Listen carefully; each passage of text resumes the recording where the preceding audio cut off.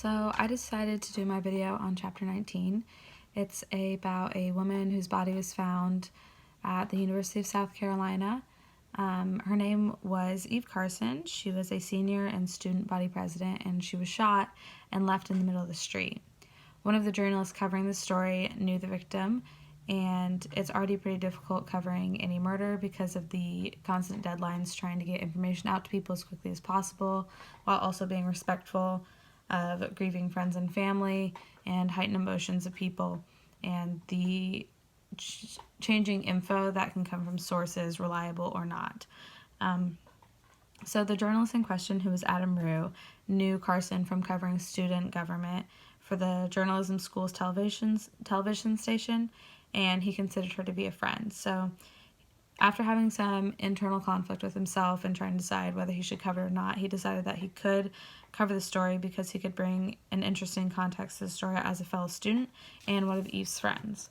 So he kind of decided to come at it from the angle of a reporter covering the death of a public figure.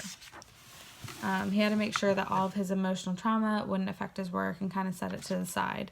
And while some people think objectively reporting means turning your emotions off and being robot-like, he knew that wasn't possible, and people don't like just robotic-like news. It doesn't sound as endearing and genuine. So the emotions that he was having turned out to be kind of just the start of the challenges he faced. Rue himself chose to report several details about the case based solely on law enforcement sources whose names he couldn't release, and he decided to do that because of the relationships he had with the sources. He had cultivated them over time and trusted them, but decisions to use unnamed sources was not something that him or his superiors took lightly at all, because it's not a common practice. News organizations' policies require verifying information from sources, particularly those who don't want to be identified. So this was a really rare instance. So in this instance, the impact of the information and the established relationships that the reporter and source had led to the decision to report the information from those sources.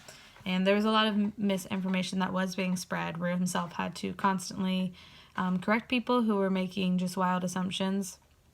And he was also among the thousands to gather at the candlelight vigil for Eve.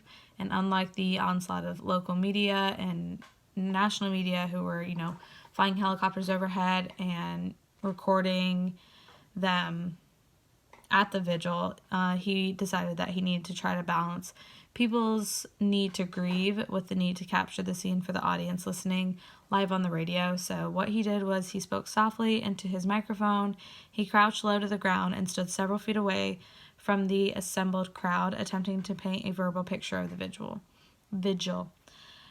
He believes that this was both respectful of all the mourners and effective for his listeners as well. And not everyone appreciated the media coverage and lashed out at reporters, even Rue. He believed that he had a moral duty to cover the vigil for the thousands of people who couldn't be there and were listening from home.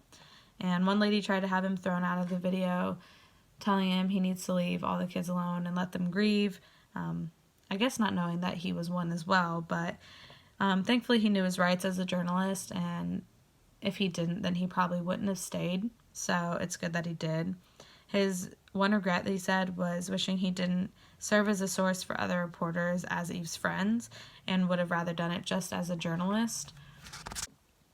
So how this made me more ethical. I personally believe that the way he handled the candlelight vigil was extremely respectful because of the fact that he wasn't videotaping and recording them. I think that recording people grieving is a little intrusive in my opinion.